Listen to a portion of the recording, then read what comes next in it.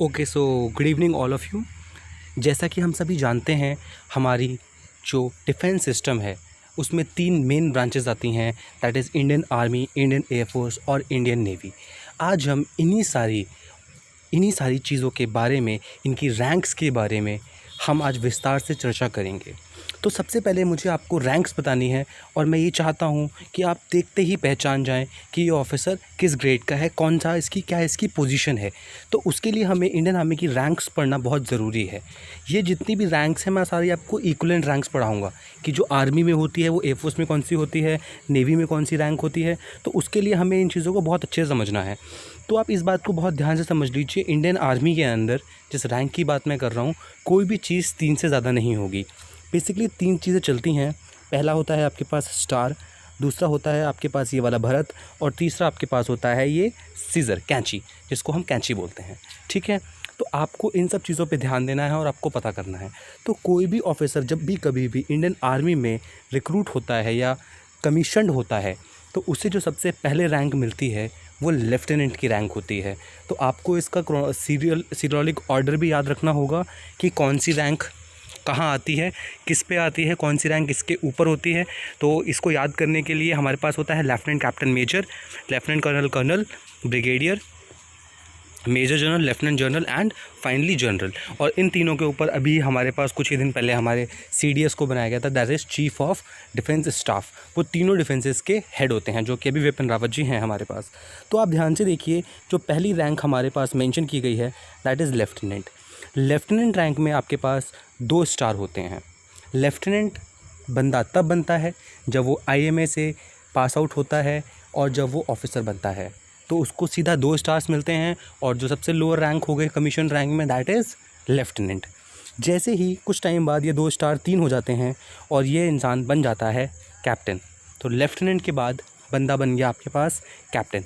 Captain के बाद जब उस इंसान का प्रमोशन होगा तो वो बन जाएगा मेजर रैंक का और उसके स्टार्स हट करके एक भरत लग जाएगा। ठीक, यहाँ तक कोई दिक्कत है आपको? कोई दिक्कत नहीं है।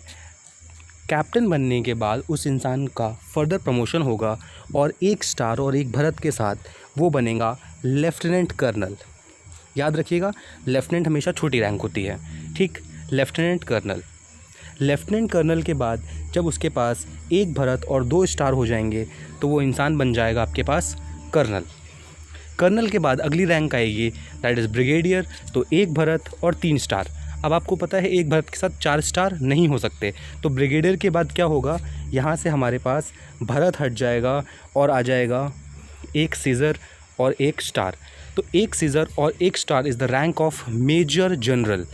जिसके पास एक सीज़र होगी और एक स्टार होगी वो हो जाएगा आपके पास मेजर जनरल। अब जिसके पास एक सीज़र और एक भरत होगा वो होगा हमारे पास लेफ्टिनेंट जनरल। दैट इज़ एक भरत और एक सीज़र इज़ लेफ्टिनेंट जनरल।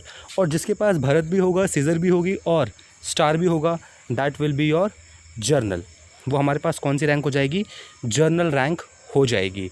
यहाँ पर गौर फरमाने वाली बात यह है, अगर लेफ्टिनेंट और हम मेजर में देखें तो लेफ्टिनेंट छोटा होता है, मेजर बड़ा होता है। लेकिन जब हम जनरल की बात करते हैं, जब भी हम जनरल की बात करेंगे तो जनरल में मेजर जनरल बड़ा होगा, छोटा होगा और लेफ्टिनेंट जनरल बड़ा होगा। Lieutenant general is the highest position then major general. But generally हमारे साथ क्या होता है, जो हमारे पास लेफ्टिनेंट होगा वो छोटा होगा और मेजर बड़ा होगा। लेकिन जनरल के केस में ये उल्टा होता है। तो आपको ये बहुत ही अच्छे से याद रखना है और चीज़ों को समराइज़ करना है कि कौन सी रैंक कहाँ आती है। तो एक बार मैं दोबारा से इसका ऑर्डर बता देता हूँ, फिर मैं आपको उसी प्रकार से इंडियन एयरफोर्स और इंडियन नेवी की रैंक्स भी बता दूँगा। सबसे छोटा है लेफ्टिनेंट, उससे बड़ा कैप्टन, फिर मेजर, फिर लेफ्टिनेंट कर्नल, फिर ब्रिगेडियर, ब्रिगेडियर के बाद मेजर जनरल, लेफ्टिनेंट जनरल और फिर फाइनली जनरल। ये रैंक बेटा फील्ड मार्शल जो पुरानी रैंक्स थी इनको हटा दिया गया है, अब ये रैंक्स नहीं होती हैं। अब इन तीनों रैंक्स के ऊपर एक इंसान आता है जिसका नाम होता है CDS, जिसका मतलब होता है चीफ ऑफ डिफेंस स्टाफ।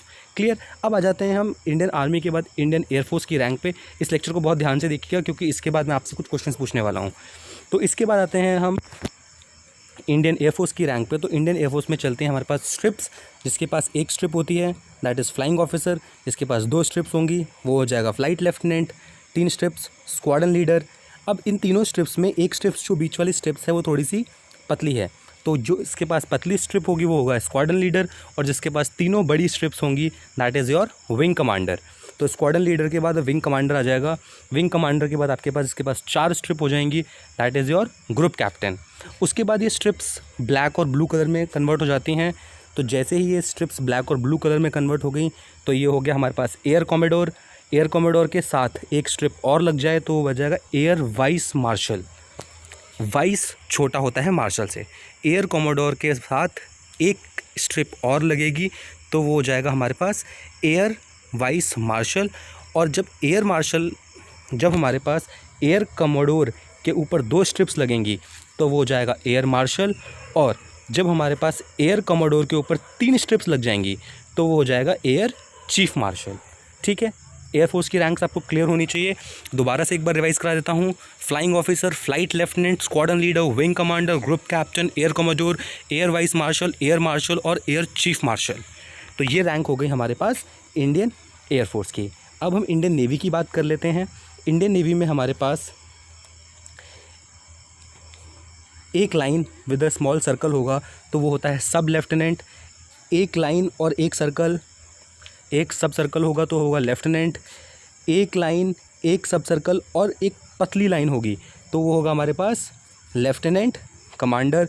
जिसके पास 2 लाइन मोटी और एक पतली सर्कल के साथ होगी तो वो हमारे पास हो जाएगा कमांडर। कमांडर के बाद आता है कैप्टन।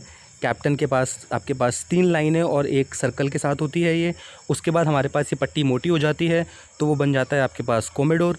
कॉमोडोर के साथ अगर हम ये वाली रैंक ऐड कर देंगे तो वो बन जाएगा हमारे पास रियर एडमिरल। अब इसके साथ एक पट्टी और हम एक हाफ रैंक ऐड कर देंगे तो बन जाएगा एडमिरल। और जिसके पास दोनों पट्टियाँ और ये तीसरी चीज़ होगी वो हमारे पास बन जाएगा एडमिरल। तो इस तरीके से हमारे पास नेवी की रैंक्स होती हैं। तो आपको दोबारा से एक बार नेवी की रैंक्स बता देता हूँ। सबसे छोटा होगा सब लेफ्टिनेंट, फिर होगा लेफ्टिनेंट, फिर आएगा लेफ्टिनेंट कमांडर, फिर आएगा कमांडर, उसके बाद आएगा कैप्टन, फिर कॉमोडोर, उसके बाद आएगा रियर एडमिरल, वाइस एडमिरल और फाइनली एडमिरल। आपसे इसमें क्वेश्चन कैसा पूछा जाएगा मैं आपको बताता हूँ। आपसे इसमें क्वेश्चन ऐसा पूछा जाएगा कि वो आपसे पूछ लेगा कि एयरफोर्स के एयर कॉमोडोर की इक्वलेंट रैंक इंडियन आर्मी में किसके इक्वल होती है। तो आपको आंसर देना पड़ेगा which is equal to brigadier of Indian army and commodore of Indian navy. So this is all about the rank system in the commissioned Indian defence system. और इसके बाद मेरे पास आपके लिए बहुत इंटरेस्टिंग से कुछ सवाल हैं जिनके जवाब आपको देने हैं। तो आप इन रैंक्स को अच्छे से पढ़ लीजिएगा, उसके बाद वीडियो पॉज करके इन सवालों के जवाब दीजिएगा। यहाँ पर आपको इस पिक्चर में 2 इंसान नज़र आ रहे होंगे। आपको इनकी रैंक बतानी है कि ये किस रैंक के ऑफिसर हैं। और उसके साथ साथ यहाँ पर आपको 3 रैंकें विजिबल होंगी, एक मिस्टर नरवणे जी की और 2 पीछे वाले ऑफिसर्स की। तो आपको इनकी रैंक्स भी बतानी है। ये इंडियन आर्मी की रैंक्स हैं। वीडियो अच्छे से देखना, उसके बाद ही इसको बताना। उसके बाद हमारे पास कुछ एयरफोर्स ऑफिसर्स भी हैं, आपको इनकी रैंक्स भी ध्यान से देख करके बतानी है कि ये किस रैंक के ऑफिसर्स हैं। इसके अलावा हमारे पास कुछ नेवी के ऑफिसर्स भी हैं। ये बहुत ही एक खूबसूरत पिक्चर है एक फादर और एक डॉटर की, जिसकी डॉटर भी उसी में कमीशन्ड हो गई है। उसी दिन की फ़ोटो होगी जहाँ तक मेरा ख्याल है। तो आपको ये तो पता ही होगा क्योंकि ये नेवी में रिकमेंड हुई हैं बहुत ही जल्दी। तो शी इज़ ऑफकोर्स सब लेफ्टिनेंट। कोई बात नहीं, आपको इनके पिताजी की रैंक हमें बतानी है।